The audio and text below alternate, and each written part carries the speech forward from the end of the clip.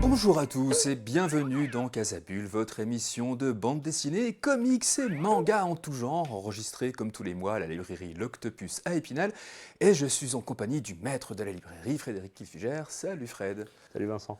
Alors Fred, on a une sélection très portée, des choses pas trop rigolotes finalement Oui, sur c'est vrai. cette sélection de ce mois-ci. C'est vrai. Et on commence quand même tout de suite avec alors un magnifique livre de Jean-Christophe Chauzy, 109 aux éditions Casterman. Jean-Christophe Chauzy qu'on connaissait pour le reste du monde. Entre autres, Il il a une longue carrière dans la bande dessinée de genre, avec beaucoup d'aquarelles notamment. Et là, en fait, dans 109, il s'attaque à l'autobiographie et il raconte comment, en 2020, il a appris qu'il avait une grave maladie du sang. Ouais, une myélofibrose. Une myélofibrose qui l'empêchait de produire de nouvelles cellules sanguines. C'est un prémisse à une leucémie. Et il doit avoir de toute urgence une greffe de moelle osseuse. Ouais. Et donc, il raconte l'impact de la nouvelle, la trouille, la recherche d'un donneur compatible. Alors, par chance, il n'y a pas d'angoisse dans ce livre, dans le sens où, puisqu'il l'a raconté, on sait qu'il a survécu, on sait que tout va mieux, Oui. et donc il n'y a pas de suspense. Et donc pour moi, ce n'est pas un livre angoissant, c'est un témoignage sur comment on vit la maladie en tant que malade, et comment il va pouvoir, en tant qu'artiste, partager son expérience, sa souffrance, et mettre des images et des mots sur quelque chose d'intangible. Ouais. Et c'est toutes les questions qui se posent quand il apprend cette maladie aussi qui sont très intéressantes. C'est vrai que quand on tombe malade comme ça d'un cancer, c'est toutes les questions-là qu'on a. Comment faire face à la maladie? Qu'est-ce que c'est que cette nouvelle vie? Comment survivre à l'heure où le Covid, par exemple, fait de plus en plus de victimes? Enfin, c'est exactement. Plein de questions, il doit être soigné, il doit subir cette greffe au printemps 2020. Ouais. Donc confinement, et donc ça se rajoute. Et donc une dose d'angoisse se rajoute. Et voilà, vraiment, c'est vraiment un questionnement intime, mais universel. Ouais. Et c'est ça que je trouve vraiment magnifique dans son témoignage, c'est qu'il arrive graphiquement à mettre en forme cette maladie, à mettre en forme ses émotions, parce que c'est un bouquin qui est vraiment pétri d'émotions, c'est un bouquin qui est fort, voilà, c'est vraiment un... Et puis il se cache pas du tout. Il n'y a pas de faux semblants, et il raconte sa trouille. Il se dessine son cœur meurtri, le changement l'impuissance de rien pouvoir faire, tout ça. Ouais. Les changements physiques, les changements comportementaux avec ses proches, la dépression, enfin il ne cache rien, et c'est vraiment un témoignage que je trouve complètement nécessaire et qui peut toucher bien au-delà que des lecteurs de bande dessinée. Oui. C'est un livre à mettre entre toutes les mains, je trouve, parce que au-delà du cas particulier de sa maladie, les questionnements sont les mêmes dans le cas d'une autre maladie, d'un cancer, d'une maladie chronique, comment vivre autrement. Une enclume nous tombe sur la tête. Voilà, c'est ça, c'est le choc, comment appréhender le choc, et puis voir qu'un temps plus ou moins long, et pas tout, il y a de l'espoir. Oui.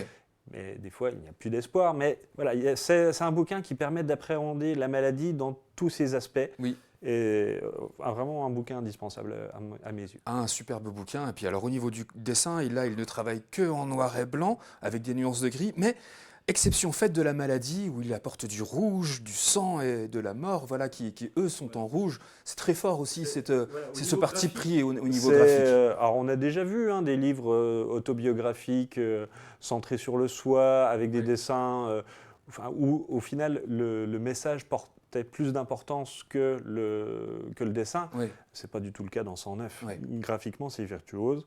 Il y a vraiment un changement de sa méthode de travail aussi. C'est une réussite. Voilà. Je trouve... Complètement, c'est une vraie réussite.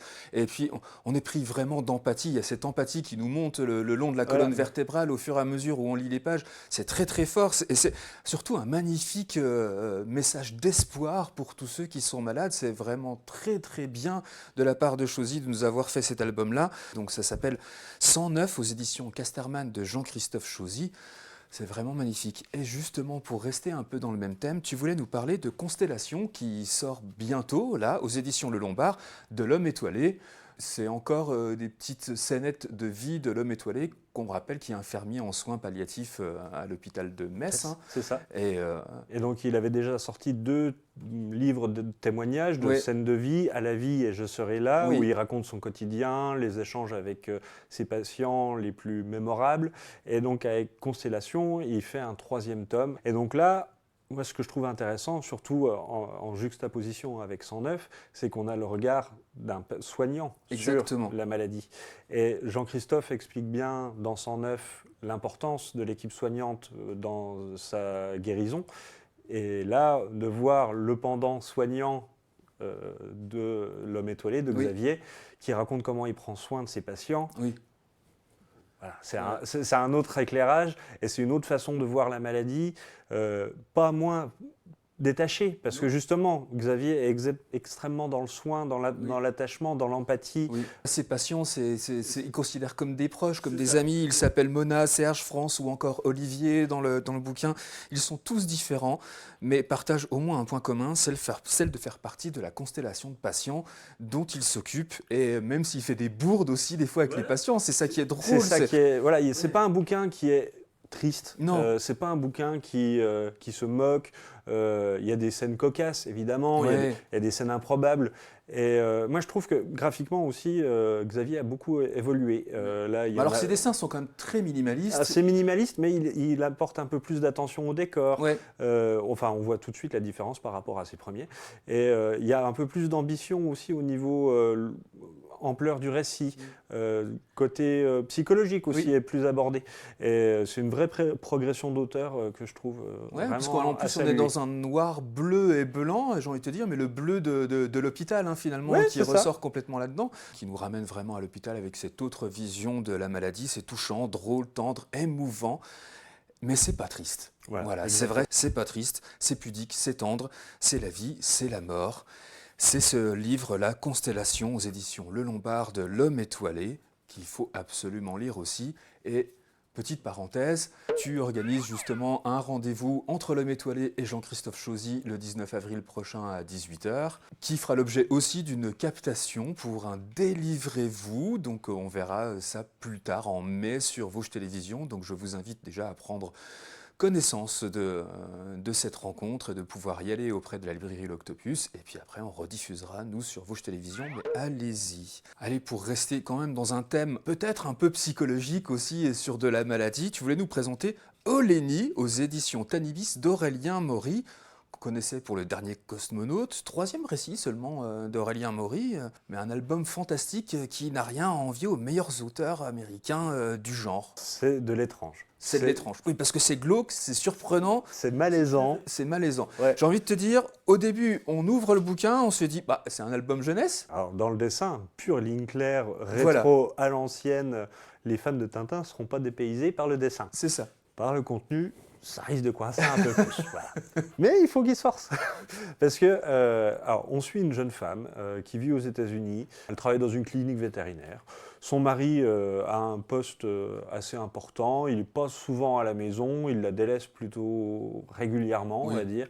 Et elle recueille une étrange créature en bord de route. Elle trouve un espèce de truc. C'est vraiment, ça ressemble ni à un chien ni à un chat. C'est gris, c'est rond. Ça a des espèces de tentacules à la place des pattes. Ça a des dents et c'est vraiment en mauvais état. Et en tant que vétérinaire, elle se prend un peu d'affection. Elle sauve... complètement empathique, elle veut sauver cet animal. Et je ne veux pas en dire plus. Elle veut sauver cet animal et cet animal, elle le recueille donc. Et il va se créer un lien très étrange entre deux.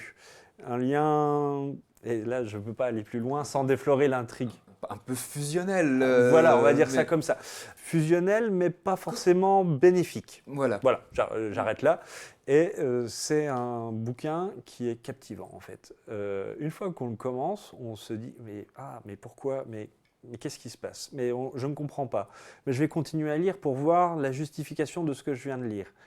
Et on continue à s'enfoncer dans un truc qu'on ne comprend pas. Et au final, tout est très cohérent. Et c'est un bouquin qui recherche, je pense, le malaise du lecteur et qui y parvient fantastiquement. Ah oui, carrément, vraiment. Voilà. Et sans que ce soit graphiquement atroce ou quoi que ce soit. Non, c'est ça qui est fort. C'est vraiment sur l'ambiance. C'est sur de la ligne claire. C'est vraiment sur l'ambiance. C'est déconcertant d'ailleurs. Sur le non-dit. Je pense qu'il y a une énorme partie psychologique. Je pense que s'il y a de la métaphore, soit de l'addiction, soit de la bipolarité, on peut retrouver beaucoup de métaphores sur peut-être des maladies psychologiques. Et aussi, à travers ce bouquin. Moi, j'y vois une question d'emprise psychologique. Oui. Donc, je pense qu'il y a plusieurs clés de lecture différentes et chaque lecteur y verra quelque chose de personnel. Oui. Et c'est ça qui fait la marque d'un grand bouquin, je trouve, parce que on voit ce que l'auteur a voulu dire et en fait, on n'est jamais certain. Oui. Et c'est cette incertitude qui fait que ce bouquin est intéressant. C'est jamais expliquer pourquoi la bestiole est là, qu'est-ce qu'elle fait. Oui. Non. C'est vraiment dans l'allégorie, la métaphore, et avec une maîtrise du rythme dans la narration qui est assez incroyable, parce que c'est pas un bouquin haletant, c'est de la tranche de vie. Oui. Et pour autant, on est captivé, on n'arrive pas à s'arrêter. Il fait quasi 300 pages, ça se dévore d'une traite. Ça se lit très très vite en fait. Ouais. Et c'est captivant, malaisant. Ça m'a rappelé vraiment les plus anciens livres de Charles Burns, Black Hole, Al Borba. Ou de Daniel Clowes aussi. Voilà, Big Baby, des trucs où on fait « Oh, il y a de l'étrange, je ne sais pas ce que je suis en train de lire, je ne suis pas sûr d'aimer ça, mais en fait, si. » C'est quasi mystique. Voilà, c'est ça. Il y a ce côté attraction-répulsion qui marche extrêmement bien avec ce livre. Ouais. C'est vraiment une lecture hors du commun. Ouais, c'est très fort de la part d'Aurélien Maury, en plus d'avoir mêlé avec autant de malice et de talent le dessin en ligne claire et le récit angoissant, solide comme ça, qui n'est pas donné à tout le monde. C'est une vraie réussite, vraiment, de ce bouquin Olénie aux éditions Tanibis d'Aurélien Maury. Alors on passe aussi dans une ambiance angoissante. Tu voulais nous présenter La Mare d'Eric Crick, aux éditions Anspar. Le pitch, c'est un couple en deuil hérite d'un manoir à retaper. Derrière le manoir, une forêt. Dans la forêt, une mare noire, très noire. Voilà. En fait, un peu comme pour Olénie, ce qui est intéressant, c'est de ne pas en savoir trop avant la lecture. Oui. Parce que, oui, un couple en deuil, ils ont perdu un jeune enfant d'un accident. Elle est artiste, elle est complètement bloquée artistiquement depuis la mort de son enfant, ce qu'on comprend. Oui. Et son mari essaye de la sortir de cette torpeur, en déménageant, en disant c'est un nouveau départ. Et donc il hérite cette baraque d'un vieil oncle qui était à moitié fou. Oui. Donc ça reprend un peu les classiques du récit fantastique d'horreur du 19e. Et ça marche complètement. Moi, ça m'a rappelé un peu Cimetière, le roman de Stephen King. Voilà, il y a plein de références du récit horrifique classique. Et en même temps, c'est aussi autre chose. Parce que cette question du deuil, elle est centrale dans le bouquin. Et on se pose aussi la question de est-ce que tous les événements fantastiques sont vraiment fantastiques ou c'est juste une hallucination ou les délires d'une mère blessée. Et voilà, encore une fois, très dans le non-dit, très dans laisser au lecteur le soin d'interpréter ce qu'il vient de lire. Oui. Et moi, c'est des bouquins que j'aime bien. Voilà. Et graphiquement, je trouve que Eric Crick a encore fait un travail exceptionnel au niveau de la mise en couleur, notamment, avec une palette très restreinte. Dans l'angoissant, au niveau de la mise en couleur, du dessin, on y est. On y est complètement, c'est du noir, du rouge, un brun assez sombre. Ouais, un orange saumon délavé, comme ça, des verres d'eau glauques. Et tout ça avec un dessin stylisé, qui se rapproche du réalisme, mais stylisé. C'est un bouquin à tiroir. Et moi, j'aime bien ça. Ouais, et en plus, je trouve qu'il reproduit, en plus, les personnages sont expressifs. Et en plus ils sont expressifs, plus ils sont flippants. Je pense juste à Magda, la voisine. Moi, m'a fait flipper. On ne dira pas qui c'est ce qui se passe, mais waouh, c'était pas mal du tout. Et c'est globalement très noir. Quand même, Non, c'est pas un bouquin qu'on finit en rigolant. Non, La Mare d'Eric Crick aux éditions Anspar, aussi noir que le fond d'une mare noire. Est-ce que vous prendrez bien un petit café noir avec ça? C'est vraiment à lire, ça s'appelle donc La Mare. On passe à une autre bande dessinée, un comics, cette fois-ci, Domes and Hall aux éditions Delcourt, de Simon Spurrier, de Charlie Adlard et de Sophie Doxon. Alors là, on est dans le fantastique encore, mais dans le fantastique un peu plus réjouissant. Oui. Enfin, encore que. Ça se passe en Angleterre de nos jours, après le Brexit, et une jeune femme enterre son oncle qu'il a quasiment élevé après que ses parents l'aient abandonné. La particularité de son oncle, c'est que c'était le plus grand occultiste d'Angleterre. Ouais. Il avait une connaissance empirique des démons et de tous ces, de comment les invoquer, de leur pouvoir. Et il a élevé sa nièce, donc il lui a transmis un petit peu Oui. son savoir. Et il a essayé d'ailleurs de ne pas la former. Et voilà, ça s'est un peu mal passé, on va dire. Et elle enterre son oncle, et là, invasion de démons. Voilà. Et il va falloir qu'elle règle tout. Mais, alors là, on se dit, oui, bon, un récit fantastique classique. Le petit twist qui fait plaisir, c'est que en plus de devoir régler des problèmes de démons, elle va devoir régler des problèmes pour le patron de la mafia. Parce qu'elle est aussi, mafieuse. Oui, c'est ça. Donc il y a un côté très polar. Ouais. Polar british, avec une inventivité assez exceptionnelle pour trouver des insultes. Oui. Voilà, il faut le dire. Oui, c'est ça. C'est très drôle. Ça. C'est très vulgaire, Oui. mais très drôle. En fait, c'est un petit peu Arnaque, crime et botanique Oui. ou Snatch de Guy Ritchie, avec ces truands anglais très inventifs, très expressifs, Ouais. mais mélangé avec un côté fantastique extrêmement construit. Un mélange entre détective et nécromancien. Voilà, c'est un peu ouais. ça. Ça fait beaucoup penser à Hellblazer, avec Ouais. les aventures de John Constantine, qui Oui. est aussi un détective de l'occulte anglais. Oui. Spurrier en a écrit d'ailleurs. Donc voilà, il y a vraiment une filiation entre les deux. Et c'est très fun à lire. Parce qu'il y a ce côté polar. De cette double narration, en fait, qui est posée, elle juxtapose deux focales. On suit son parcours à Ellie, là, de nécromancienne froide comme le métal du marteau. Et puis, il y a Alfie, son oncle, qui lui a tout appris en matière de magie noire et qui en est mort. Et donc, il y a ce côté vraiment polar très présent. Il y a ce côté fantastique qui est extrêmement construit, parce que les démons ont chacun leur pouvoir et leurs inconvénients, et c'est utilisé à bon escient dans le scénario. Enfin, c'est vraiment pas... C'est très malin comme construction. Et alors, en plus, là, Charlie Adler, qu'on connaît pour Walking Dead, et ben là, quand il a le temps et qu'il n'est pas obligé de sortir 24 pages par mois pour Walking Dead, il chiade un peu plus son dessin, donc c'est déjà un peu plus agréable à regarder. Il y a la mise en couleur qui participe grandement. De Sophie Luxon, voilà, qui est juste vraiment magnifique. Très chouette. Ah ouais, vraiment très chouette. Et ça forme un récit...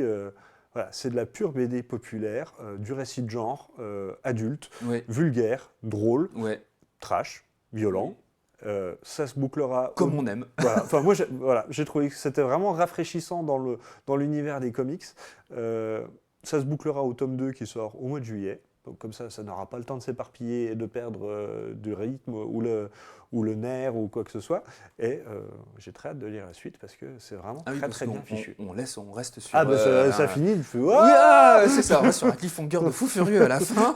Donc un thriller sombre et surnaturel pour les fans de démons, de Hellblazer et de Hellboy aussi, on peut le dire complètement ça. Ça s'appelle donc Doms and All aux éditions Delcourt, de Simon Spurrier, de Charlie Adler et de Sophie Luxon. On passe à quelque chose de complètement différent mais de réjouissant. Tu voulais nous parler de Carcajou aux éditions Sarbacane, de El Diablo, qu'on connaissait parce qu'il avait fait les Cassos par exemple avec Balak, et de Gillan de Roche. L'homme est un carcajou pour l'homme. On va peut-être dire ce que c'est qu'un carcajou.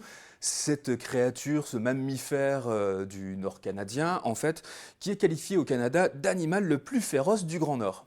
Eh ben, c'est un glouton, ou en anglais on dit un Wolverine. Exactement. Comme le personnage est nommé... Oui, parce qu'il y a des griffes comme le Wolverine. Le personnage est nommé d'après l'animal, donc un animal avec un très sale caractère, très dangereux. Et Carcajou, c'est le nom d'un des personnages principaux de cette bande dessinée, qui est un trappeur qui a acheté une colline au Canada à la fin du 19e siècle, qui vit tout seul, isolé de tous.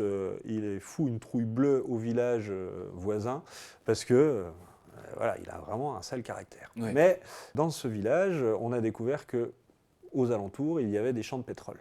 Et l'exploitation de pétrole remplace petit à petit la ruée vers l'or. Et le propriétaire... Le nabab du village. Le nabab du village, c'est que cette colline où habite Carcajou est remplie de pétrole. Il la veut absolument.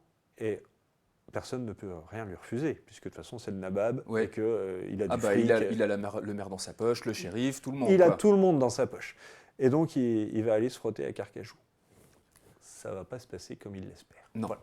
J'en dis pas plus, parce que c'est vraiment un récit, pas tant d'exploration. C'est pas un récit western où on va repousser les limites de la civilisation. Non, au contraire, là c'est la fin de l'époque western, c'est l'arrivée de la modernité, on est en 1895 je crois, et ce côté moderne, le pétrole qui prend le pas sur la ruée vers l'or, Ouais. c'est déjà un truc qu'on ne voit pas si souvent que ça, C'est vrai. je trouve, dans les récits western, et surtout, c'est très méchant. C'est vrai. C'est très méchant parce Oui. que le personnage détestable, ce nabab, évidemment, il va lui arriver des bricoles. Oui. Mais ça va lui coûter bien plus cher que ce qu'il pensait. Et tout le récit, en fait, est assez dur avec tous les personnages. Parce qu'on va se dire, ouais, bon, le nabab va se faire botter le cul par le carcajou. C'est plus compliqué que ça. Ouais, Il y a vraiment beaucoup de rebondissements. C'est très écrit. Ah, c'est bien structuré, C'est c'est très vache- riche, c'est bien structuré au niveau du scénario. Voilà. Ouais. Beaucoup de rebondissements, petite révélation finale. Vraiment très, très bien écrit. Et puis, il y a ce dessin que je trouve... De Gillan de Roche, voilà, qui est que je ne connaissais pas. étonnant. Qui est vraiment très surprenant parce que plein de vie, plein de détails, ultra prenant, C'est ultra vivant. rythmé, c'est vivant, ça C'est- va à fond la caisse. Et en même temps, de temps en temps, pouf, une grande page d'exposition de paysages, très contemplatif. Et ça marche très bien. Il y a un côté, je trouve, dans ses influences, enfin, je sais pas, je vois du Christophe Blain, Ouais. je vois du Jean-Christophe Menu, je vois des grands classiques du western, en même temps un côté un peu plus indépendant, un peu plus graphique, cartoon, un peu plus exagéré, Oui. pour un récit qui est plus bigger than life. Ouais. Exactement, c'est vraiment ça. C'est Ouais, puis son dessin, il confère vraiment dynamisme et fluidité à la narration, comme tu dis, de passer comme ça de trucs très dynamiques à des scènes de contemplation. Ouais. Et puis, Ça apporte vraiment au scénario. et puis c'est drôle aussi. Ah oui, Voilà. ça c'est C'est super un drôle. récit d'aventure, il y a du polar, il y a du western, il y a vraiment tous les ingrédients pour faire un récit de genre très bien fichu. Ouais. Il y a une grosse pagination, donc on a le temps de développer les personnages. Il y a quand même une dimension psychologique assez intéressante, parce que je pense notamment au shérif qu'on prend pour un bonnet au début, et au final on fait... Ah ok, moi c'est pas du tout ce que j'imaginais. La tenancière du saloon, plus compliqué, voilà. Donc il y a vraiment une grosse qualité d'écriture, grosse qualité de dessin, fun à lire, un très très chouette western, même si on n'aime pas le western. Donc un bouquin qui mélange habilement le thriller, le western, l'humour, l'enquête policière, presque le surnaturel aussi, on n'en dira pas plus, avec des personnages aussi iconiques que dans un Tarantino. Oui, ouais, il y a vraiment, un peu, ouais, il y a un peu de ça. Donc ça s'appelle Carcajou aux éditions Sarbacane et c'est de El Diablo et de Gillan de Roche. Alors là, tu voulais nous parler d'une autre bande dessinée, ça s'appelle Jusqu'ici tout va bien, aux éditions Rue de Sèvres, de Nicolas Pitz. Qui adapte un roman paru aux éditions de l'École des loisirs. Ouais, de Gary D. Schmidt. Voilà. Oui. Alors, on est Qui est un maître de l'adaptation, Nicolas Pitz. Hein, Il en a déjà fait il en a déjà fait quelques-uns. plus- et toujours très bien en plus. Toujours très bien. On suit un ado qui déménage de New York dans un trou paumé, je ne sais plus, dans le Maine, Oui. dans un coin vraiment reculé. Ça se passe dans les années 60. Et on va dire que ce pauvre ado n'a pas vraiment de chance dans la vie parce que sa famille est hautement dysfonctionnelle. Oui. On va dire ça comme ça. Ouais, ouais. Ah, il a un père très violent. Il a un père très violent, très maltraitant. Lui, c'est le dernier des frangins. Il n'a jamais eu quoi que ce soit qui lui appartienne, qui n'ait pas appartenu à un de ses plus grands frères. C'est ça. Et sa mère essaye tant bien que mal de faire le tampon, mais voilà. Et donc, lui, sa passion, c'était le baseball. Il allait au stade Ouais. à New York de temps en temps. Et là, il est déraciné dans une petite ville et voilà, il est complètement perdu. Mais il va faire la connaissance d'une jeune fille qui va l'emmener à la bibliothèque et qui va lui montrer les reproductions d'Audubon. Donc Audubon, c'est un dessinateur, peintre, ornithologue, Oui. qui a répertorié et peint toutes les espèces d'oiseaux d'Amérique. Ouais. Avant la colonisation, quand il y en avait encore des milliers et des milliers.